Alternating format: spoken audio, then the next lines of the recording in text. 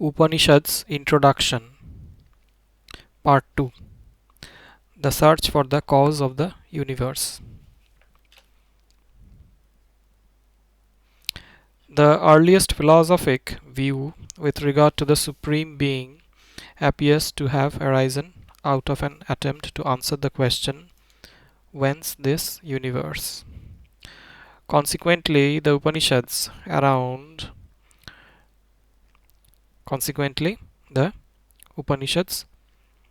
abound in numerous creation theories, each seeking to trace the universe to some first cause and describing how and why this first cause created the universe. A very early creation theory is to be found in Brihadaranyaka, which says that in the beginning this world was soul alone, in the form of a Purusha. Looking around, he saw nothing else than himself. He desired a second.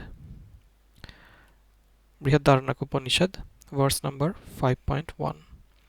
We rise to a distinctly higher level of philosophical thought when we pass from attempts to explain the universe in terms of a magnified person to explanations in terms of natural phenomena such as water or food, earth, and again from such obviously visible and particular elements to elements less visible and more universal, such as air, space, non-being, being, and the imperishable.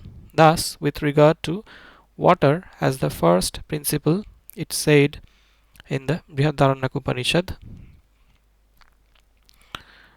in the beginning, this world was just water.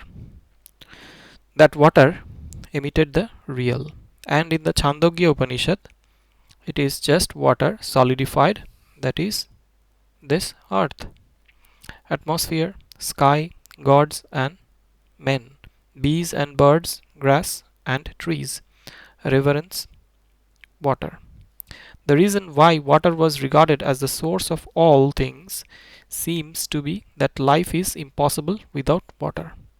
As the Chandogya tells us, living beings perish if there is no rain. In a similar manner, it is argued that food, earth, is the source of all things, for without food, creatures perish. Crude as these theories are, they make a tremendous advance in philosophical thought, for here the thinker turns away from the anthropomorphism of an earlier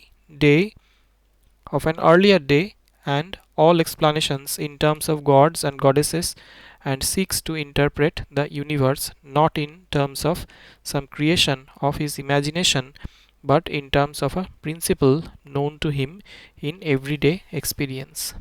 With water and food as the ultimate principle, however, we still move in the realm of the particular and the sensible, wind or breath, being invisible and less sharply defined, tend to lead the mind away from attachment to the sensible, which again could not have been easy for these pioneer thinkers. The reason for regarding this as ultimate seems to have been derived chiefly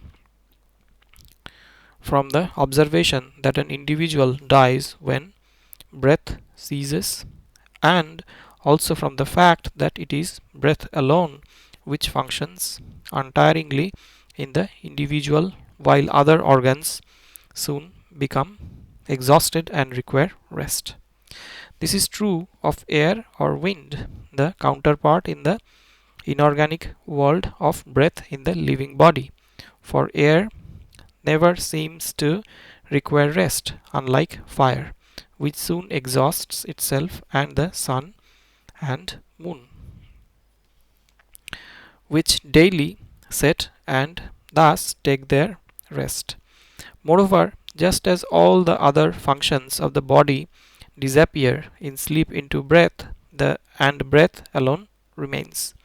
The elemental forces of nature, such as fire, water, sun, and moon, are seen to disappear into air or wind. The wind, verily, is a snatcher unto itself. Verily, when a fire blows out, it just goes to the wind. When the sun sets, it just goes to the wind. When the moon sets, it just goes to the wind. When water dries, it goes up, it just goes to the wind. For the wind truly snatches all here to itself. Now, with reference to oneself, prana verily is a snatcher unto itself. When one sleeps, speech just goes to breath, the eye to breath, the ear to breath, the mind to breath, for the breath truly snatches all here to himself. Verily, there are two snatchers unto themselves. And with regard to the supremacy of breath among all the vital elements in the body, we have the dramatic portrayal of rivalry among the five organs of the body: speech, sight, hearing, mind, and breath, and the victory gained by breath by its showing that without it none of the others can function, while without the other organs it can still function. Taittiriya Upanishad, verse number 2.6. It is primarily on the basis of the indispensability of breath for living beings that is acclaimed as supreme. If so, it is obvious that while the philosopher who regarded breath or wind as the ultimate principle made an advance over those who put forward a sensible element like water or food as ultimate, still he did not, any more than they, succeed in rising above anthropomorphism, if by anthropomorphism we mean the way of thinking which argues purely on the analogy of what is true in human experience. Whether the ultimately soul is conceived of as water, food, or breath, it is precisely because these are absolutely essential to human life. When, however, we pass to a comparatively universal and omnipresent, such as space as the first principle, we seem for the first time to pass to the level of abstract thought which has succeeded in dissociating itself from the sensible and the anthropomorphic. Thus, we have the question asked, to what does this world go back? And the answer is to space. Verily, all things here arise out of space. They disappear back into space, for space alone is greater than these. Space is the final goal. Chandogya Upanishad, verse number 1.9.1. From this, the transition to such highly abstract conceptions such as that of non-being, being, of the imperishable as ultimate was not very difficult, and we have these three principles put forward as the source of all things. Non-being was not mean, mere nothingness, but some form of characterless existence. Chandogya Upanishad, verse number 3.19.1. To be sure, some people say, in the beginning this world was just non-being, asat, one only without a second. From that non-being, being sat was produced. But verily, my dear, whence could this be? How from non-being could being be produced? On the contrary, my dear, in the beginning this world was just being, one only, without a second. It bethought itself, would that I were many, let me procreate myself. It emitted heat, that heat bethought itself, would that I were many, let me procreate myself. It emitted water, that water bethought itself, would that I were many, let me procreate myself. It emitted food. Thus we are told that that the whole universe, including man, is nothing but a product of these three elements, heat, water, and food, which have for their animating principle the primal being. It does not seem likely that this being was conceived as characterized by consciousness. The thought that is ascribed to this being in the passage above cited must not, it would seem, be taken literally. For the same word here translated thought is also used in the case of heat and water, as each of these differentiates itself. Further, the very materialistic account that is given of man and his conscious faculties as the product of heat, water, and food, the thrice repeated maxim that the mind consists of food, and the striking illustration of this truth in the fact that without food for 15 days, Shvetaketu is unable to employ his mind. All seems to point to the view that consciousness was regarded by this philosopher as the result of non-conscious processes and as therefore not ultimate. Then also the view that in sleep, where there is a total lack of consciousness, or in death, where we are told that mind has passed into breath and breath into heat, one reaches being, seem to indicate that being was conceived as some primeval unconscious substance which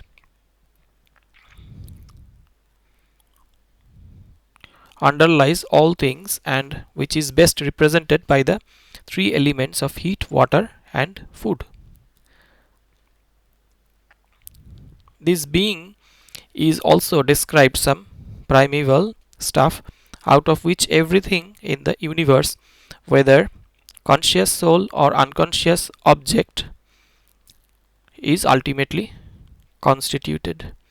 Like the Greek philosopher Thales, it seems the philosophers of the Upanishads tried to discover the material cause of the universe, and later on one see that they identified the efficient cause of the universe with this material cause.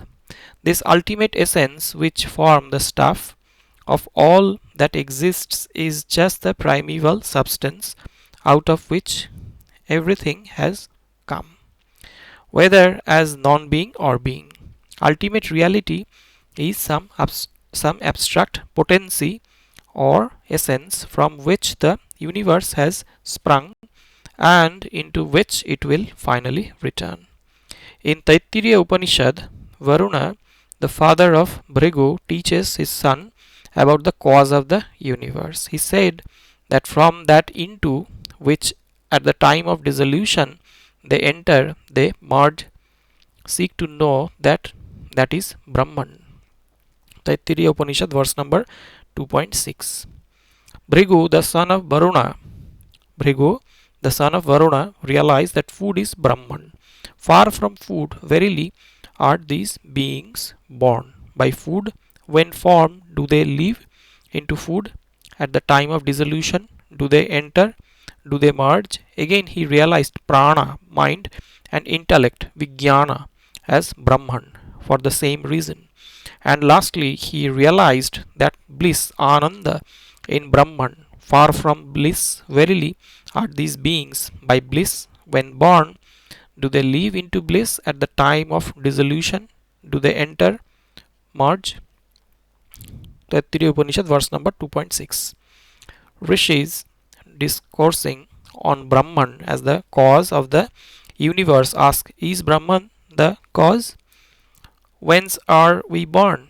By what do we live? Where do we dwell at the end after death? Should time or nature or necessity or chance or the elements be regarded as the cause, or he who is called the Purusha, the living self? To answer above questions, the sages say that it is not possible to discover the final cause of the universe by means of reason based upon sense experience. Therefore, the seers pursued the path of yoga and came to the conclusion that the Supreme Lord evolved the world with the help of his own Maya. Chandogya Upanishad, verse number 4.15. Here it seems the cause of the universe is consciousness 1. He is mine. With the help of his own Maya, the Lord creates the universe. He can desire. So he, the Supreme Soul, desired, may I be many, may I be born. Chandogya Upanishad, verse number 4.15. In Aitareya Upanishads also we find a similar version. He bethought himself, let me now create the world. Then he created these worlds. Chandogya Upanishad, verse number 4.4.15. Taittiriya Upanishad again describes that from that Brahman was born Akasha, from air, fire, from fire, water, from water, earth, from earth, herbs, from herbs, food, from food, man. So we can say that the worlds are created from Brahman and by Brahman. It is said that only Brahman is the cause of the universe. The universe comes out from Brahman and returns back into Brahman again. Now that distinguishes the concept of Brahman from concepts such as water, breath or space is that unlike these concepts, Brahman as cosmic power came to be thought of primarily as a conscious principle. It thus implied that what underlies the external universe is one with what exists within one's own self. May more that as conscious principle it is more akin to self than to not self. The seeds of monistic idealism which characterizes the teaching of the Upanishads as well as much of the later development of Indian thought were sown, it would appear, by men like Yajnavalkya with their philosophic insight that Brahman, the ultimate ground of all things, is a conscious principle. The development which we have so far traced in the view of supreme reality as some impersonal sensible element such as water and food to more and more abstract and universal elements such as breath or air, space, non-being, being, the imperishable, till finally we reach the view of Brahman as a conscious principle, represents only one among numerous lines of thought that came to development of this time. This Brahman is essence of all the gods and all the powers hitherto recognized are subordinate to him. The gods of Agni and Vayu are unable respectively to burn or to blow away so much as piece of straw without the power given to them by Brahman. The Upanishads make it perfectly clear that nothing does or can exist outside of Brahman. Within the all-comprehensive self or Brahman, everything will be found to exist. Therefore, it is said, just as, my dear, by one clod of clay, all that is made of clay is known, the modification being only a name, arising from speech, while the truth is that all is clay. Just as, my dear, by one nugget of gold, all that is made of gold is known, the modification being only a name, arising from speech, while the truth is that all is gold. Existence apart from Brahman is difficult to conceive. According to the Upanishads, Brahman as the cause of the universe is all pervading. Therefore, all this is Brahman.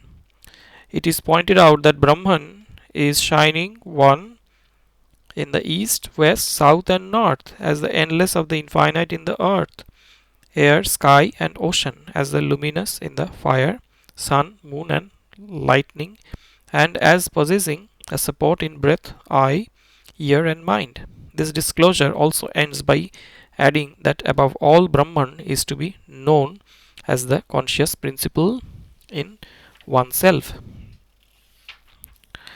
the Atman. From the subjective standpoint, we can say the reality is the Atman. In the Chandogya Upanishad, verse number 4.4.15, the another narrates a story to arrive at the conception of the self-conscious being from the subjective standpoint.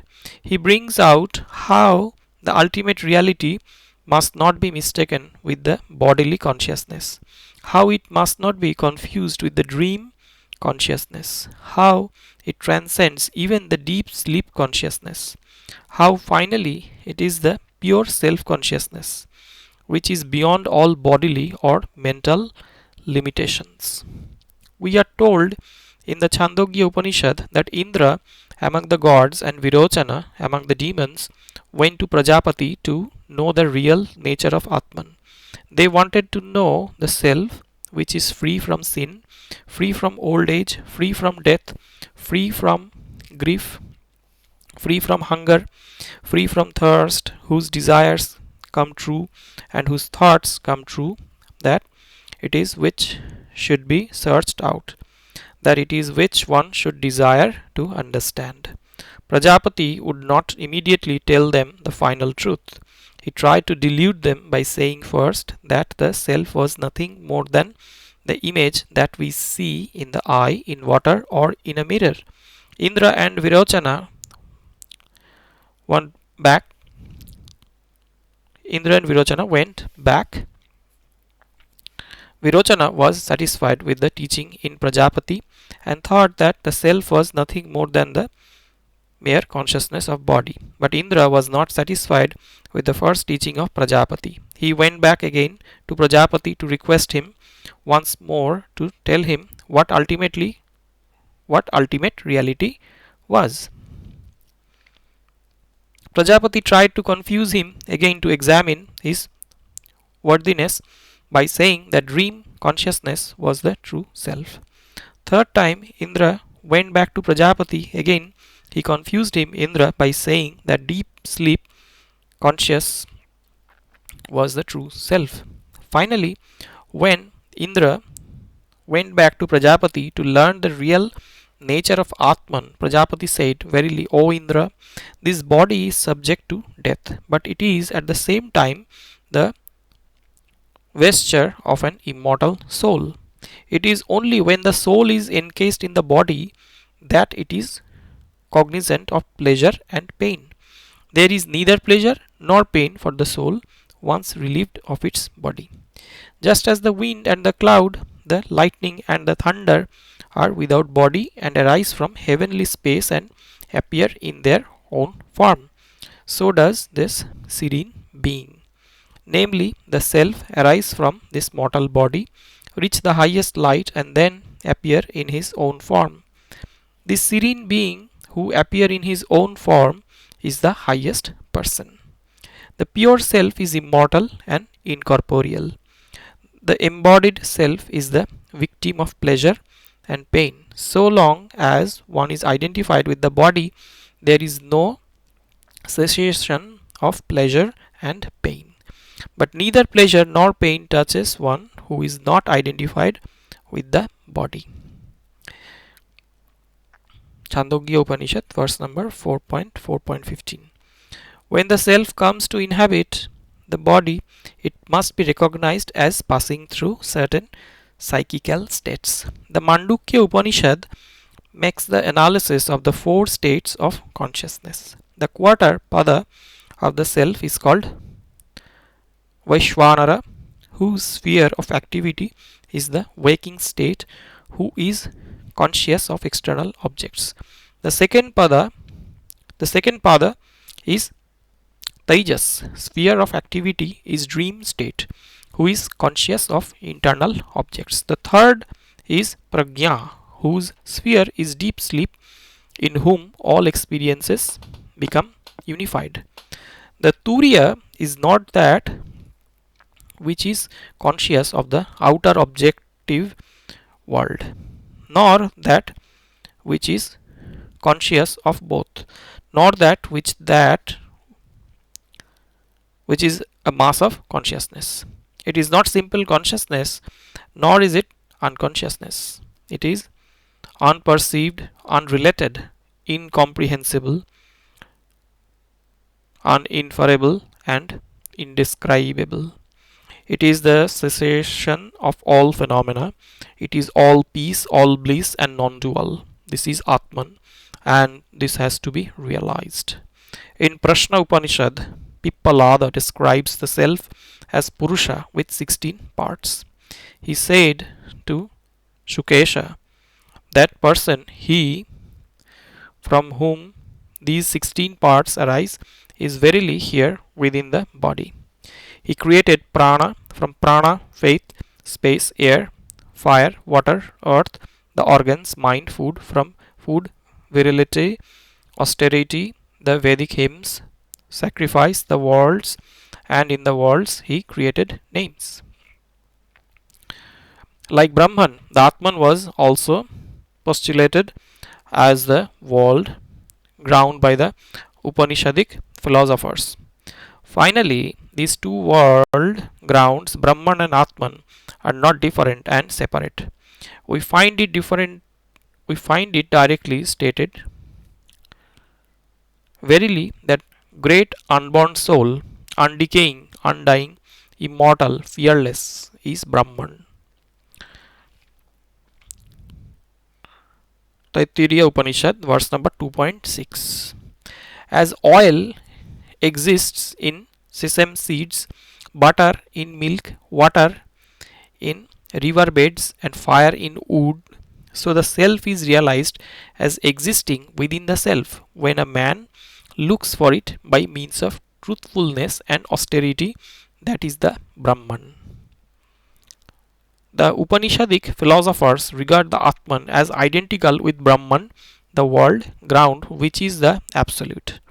The Atman is self conscious, and Brahman is identical with the Atman, the self consciousness. Professor R.D. Ranade says, here we have unmistakably the ontological argument, namely that ultimate existence must be identified with self consciousness.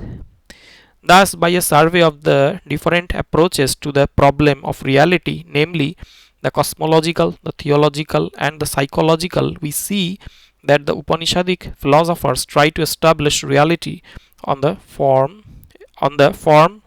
footing of self-consciousness. To them is eternal verily.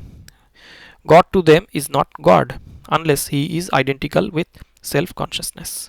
Existence is not existence if it does not mean self-consciousness. Reality is not reality if it does not express throughout its structure the marks of pure self-consciousness. Self-consciousness thus constitutes the ultimate category of existence to the Upanishadic philosophers. This ultimate reality or Atman is described as Purusha. We are told that Atman shaped a Purusha and drew him forth from the water and brooded upon him. From the mouth of this Purusha came fire, from his nostrils air, from his eyes the sun, from his ears the quarters of heaven, from his skin plants and trees, from his heart the moon, from his navel death, and from his virile member water. And in creating man, we are told that the deity ordered those various elements in the external world to enter into man. And fire became speech and entered the mouth, wind became breath and entered the nostrils, the sun became sight and entered the eyes, the quarters of heaven became hearing and entered the ears, plants and trees became hairs and entered the skin, the moon became mind and entered the heart, death became the out breath, apana, and entered the navel, water became semen and entered the virile member. Chandogya Upanishad, verse number 4.4.15.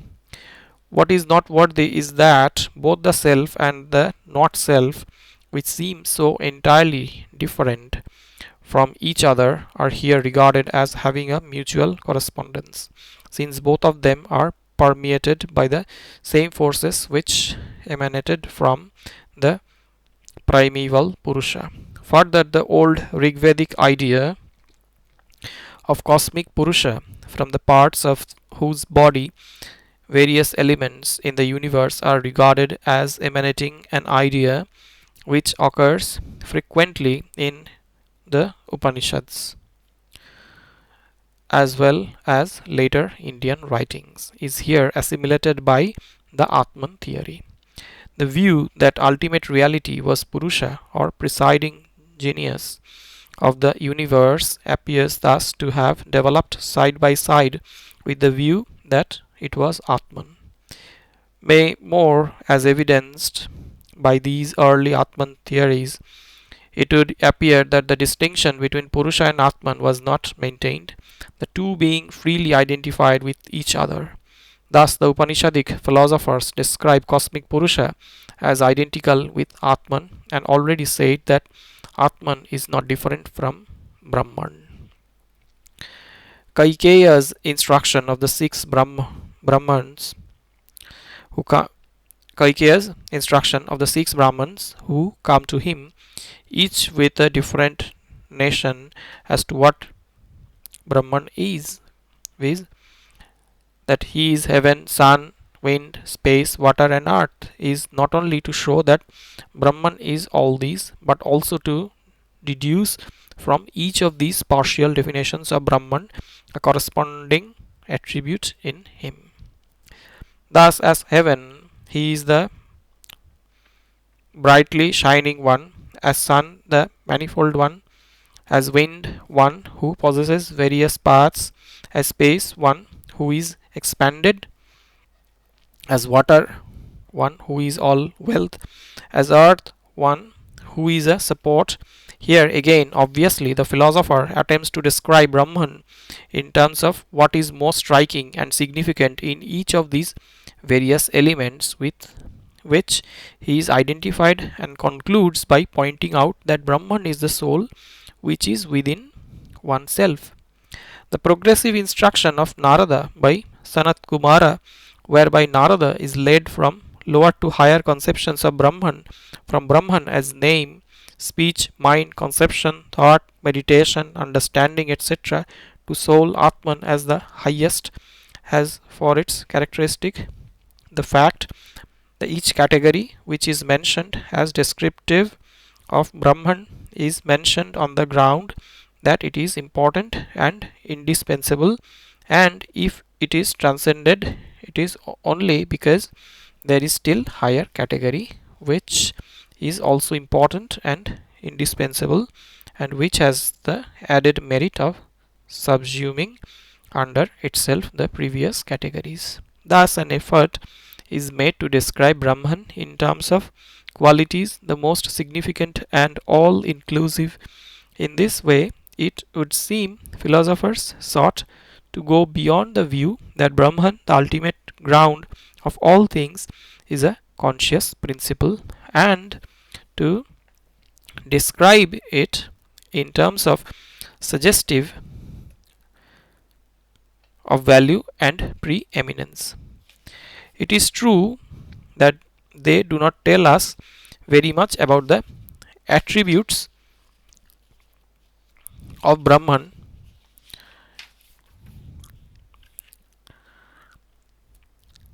beyond what has been mentioned above. Nevertheless, it is significant that Brahman, the all-pervading conscious principle, tended to be regarded as possessed of value. Brahman is the unity which explains all this diversity. Straightway identified everything in the universe with Brahman. To the Upanishadic philosophers, nothing can exist without Brahman. They therefore proclaim, here all is Brahman. Verily, this whole world is Brahman, tranquil.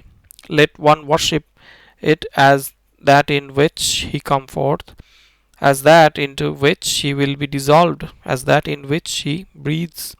Verily, what is called Brahman, that is the same as what the space outside of the person is. Verily, what the space outside of a person is, that is the same as what the space within a person is. Verily, what the space within a person is, that is the same as what the space here within the heart is.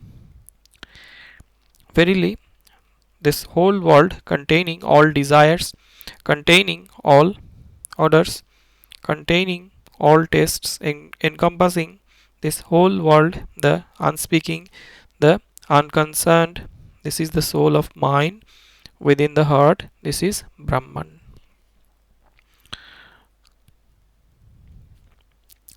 The Upanishadic doctrine of the self and some systems of Indian philosophy.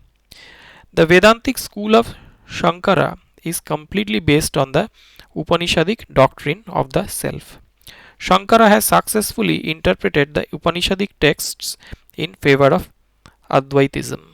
Ramanuja also has claimed himself to be the real follower of the Upanishadic doctrine.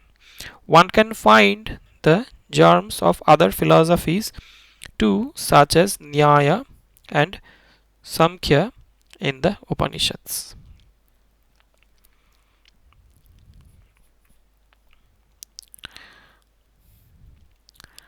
1. Dualism of Nyaya. Nyaya is a system of atomistic and spiritualistic pluralism.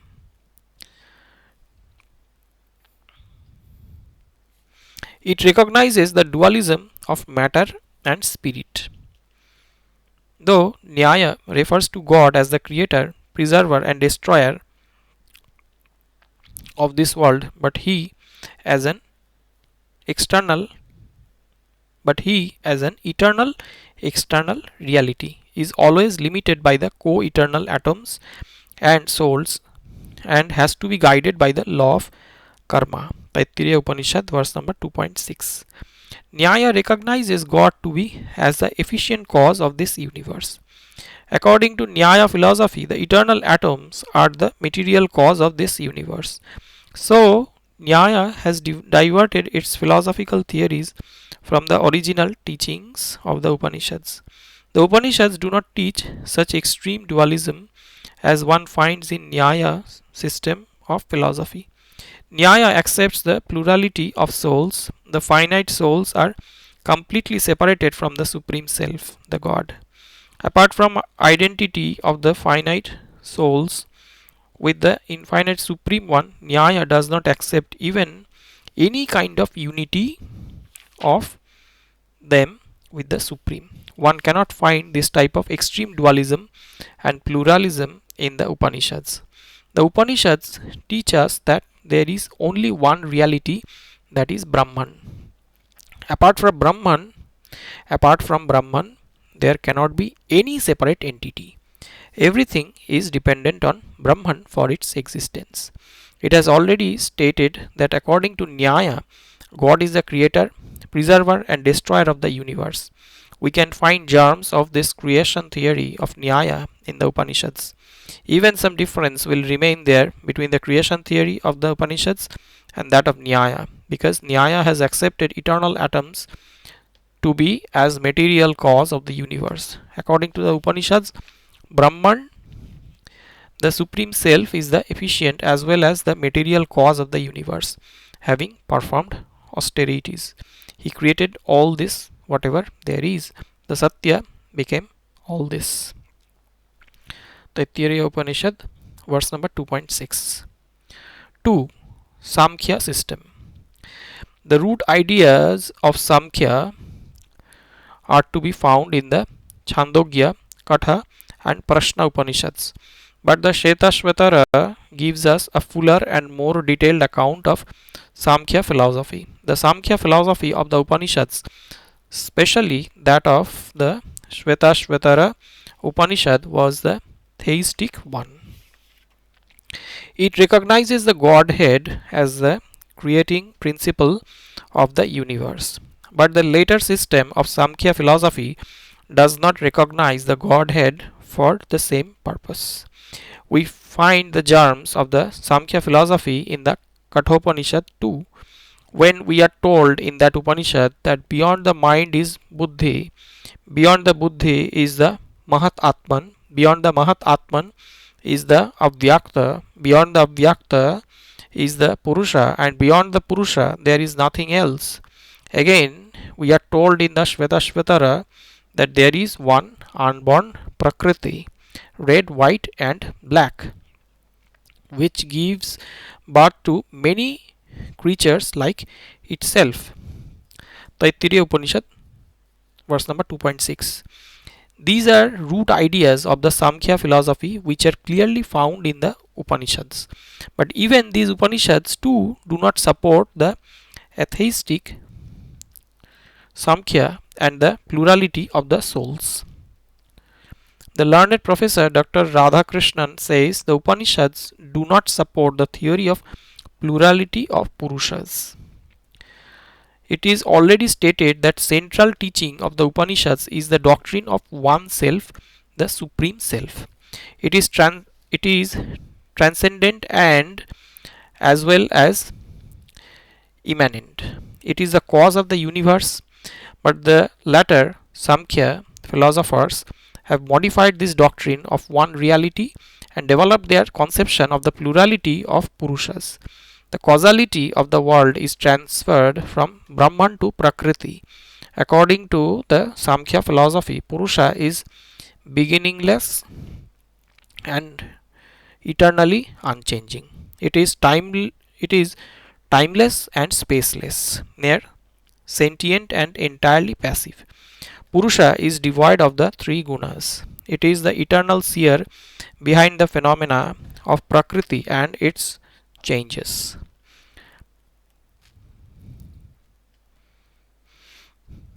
It is without parts and attributes, all pervasive and subtle. Purusha is pure consciousness.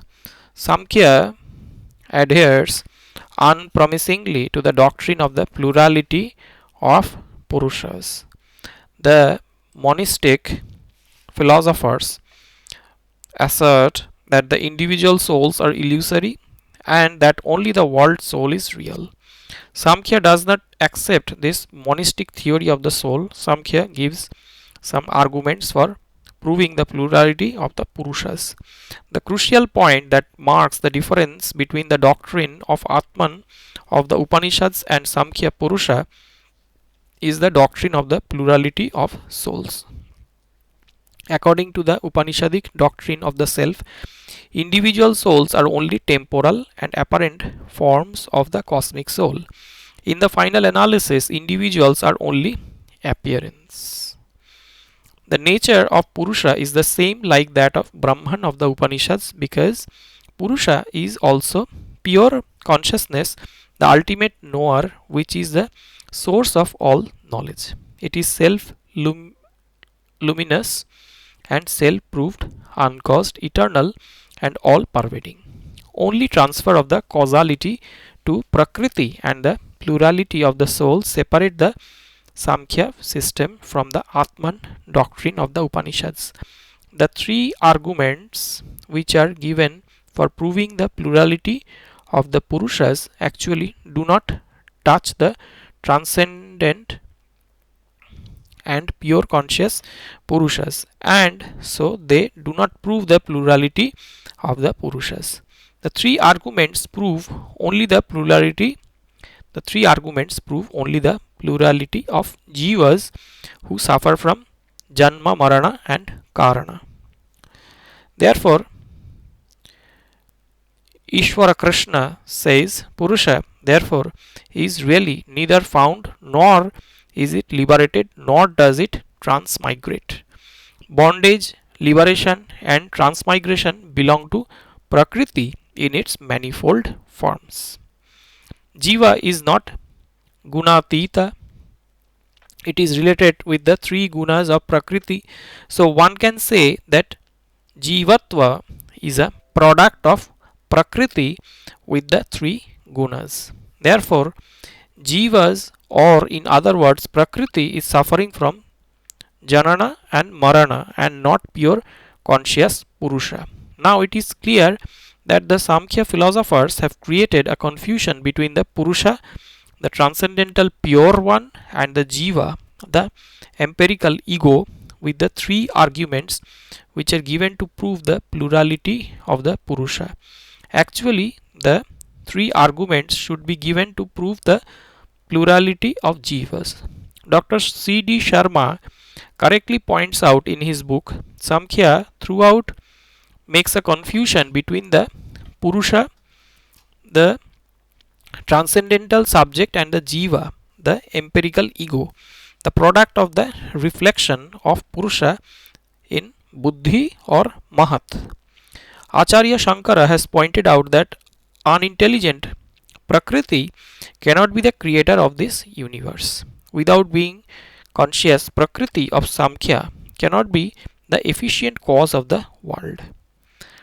If the Samkhya philosophers hold that the universe can come from unintelligent Prakriti without help of any conscious principle, which is called the efficient cause, then the acceptance of Purusha as pure consciousness will be useless. And if so, the Samkhya philosophers should shake hand with those Western thinkers who give the mechanistic explanations of evolution without accepting any conscious agent for creation.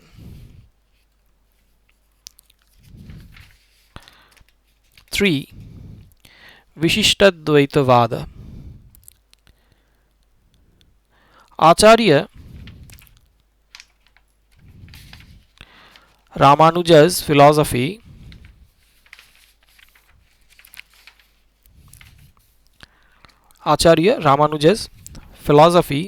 is called qualitative monism. He also claims himself to be the real interpreter of the self doctrine of the Upanishads. According to Ramanuja, the absolute is an organic unity which is qualified by diversity. Ramanuja recognizes three tattvas as ultimately real. These are matter, souls, and God. The matter and souls are absolutely dependent on God. There are substances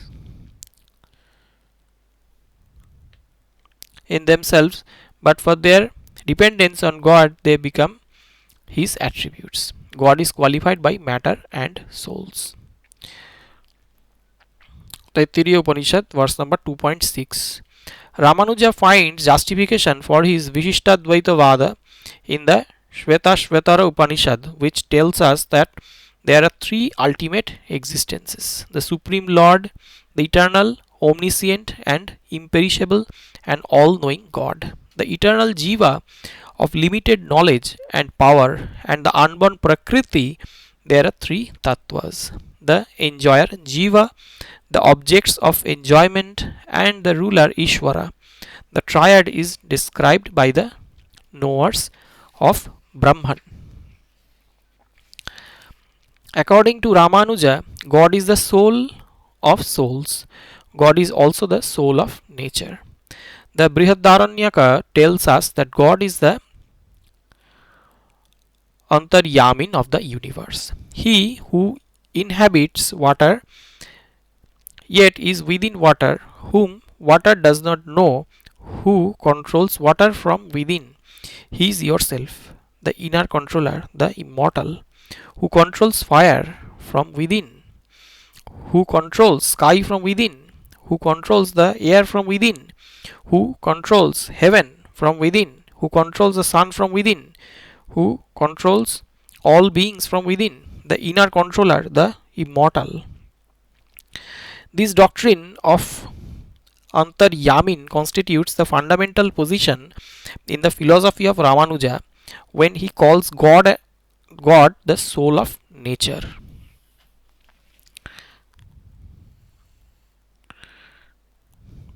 God is identified with the absolute. God is identified with the absolute in Ramanuja's philosophy. God is Brahman, and Brahman is a qualified unity. God may be viewed through two stages as Karana Brahma and a Karya Brahma. Brahman is the supreme cause of this universe. Therefore, the world is fully dependent on Brahman. Though the finite self is real, yet it is not independent. It is dependent on God.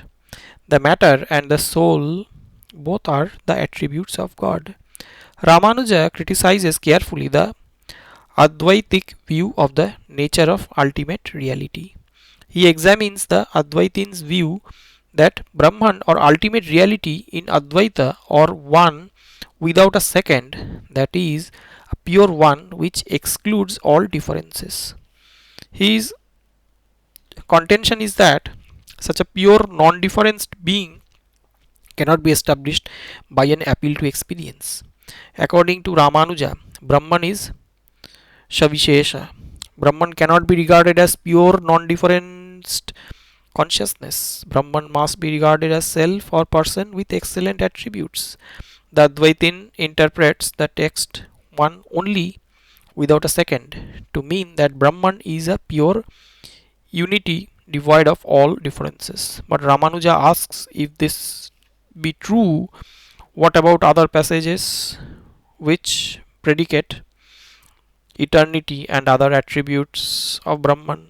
When these passages are also taken into consideration, the text that Brahman is one only without a second will have to be viewed as teaching not that Brahman is devoid of qualities, but that he is one like whom there is none other.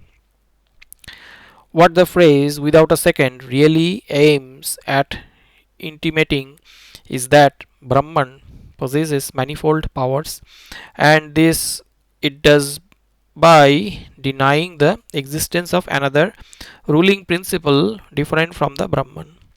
The clause being only this was in the beginning one only teaches that Brahman, when about to create, constitutes the substantial cause of the world. Here, the idea of some further operative cause capable of giving rise to the effect naturally presents itself to the mind, and hence we understand that the added clause without a second is meant to negative such as additional cause. Taittiriya Upanishad, verse number 2.6. Ramanuja says that the passages which declare that Brahman is without qualities are meant to negative the evil qualities depending on Prakriti and not all qualities as such. Ramanuja says that the scripture means to teach such way is that Brahman has many excellent qualities but is devoid of all evil qualities. Moreover, he adds the bliss of Brahman may be said to indicate his excellent qualities. For in the scriptural section which speaks of the relative bliss enjoyed by souls in different worlds, the highest bliss is said to be the bliss of Brahman. According to Ramanuja's view, it would seem that the teaching of scripture is not that Brahman is a substance void of qualities, nor thought void of attributes, but that he is highest self, whose essential attribute is knowledge, characterized by bliss, who is possessed of an unlimited number of auspicious qualities but excludes all evil qualities, and similar to or higher than whom there is no other. Regarding the relationship of Brahman to the world, Ramanuja seeks for such scriptural texts as relate Brahman to the world without sacrificing either the distinctive nature of Brahman or the reality of the world. In other words, Ramanuja's teaching as derived from authoritative works in regard to the relation of Brahman to the world is this: the world consisting of matter and souls is the body of Brahman. He is distinct from it and from its soul. Ramanuja believes in Brahma Parinamavada. According to this theory, the entire universe is a real modification of Brahman. Ramanuja states that the essential nature of the soul is to be a knowing subject. Sometimes he states that the soul is a part of Brahman. Ramanuja makes it clear that he means nothing more than that. Souls are attributes or modes of Brahman. The relation between Brahman and the soul is Apratyaksha Siddhi. Apratyaksha Siddhi. This means that the relation between God and the soul is inseparable ones. In any case, Ramanuja does not accept identity of the soul with God.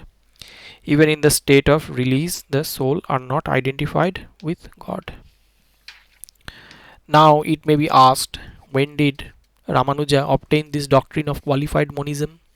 He claims that scripture teaches it, but our account of the Upanishads shows that no such clearly formulated doctrine is to be found in them. Ramanuja himself is aware of this fact. Further, the Upanishadic passages which he cites as teaching his view of the nature of Brahman are so few and uncertain in meaning that we may be sure that he did not derive his doctrine from them.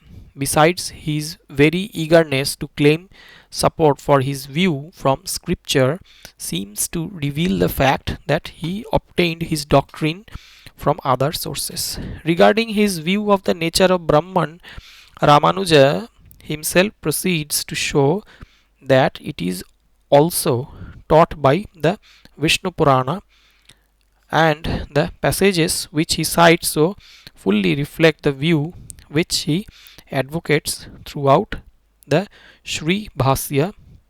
The passages of the Brihadaranyaka and the Shvetashvatara do not support directly his view of three tattvas and Visishtadvaitavada.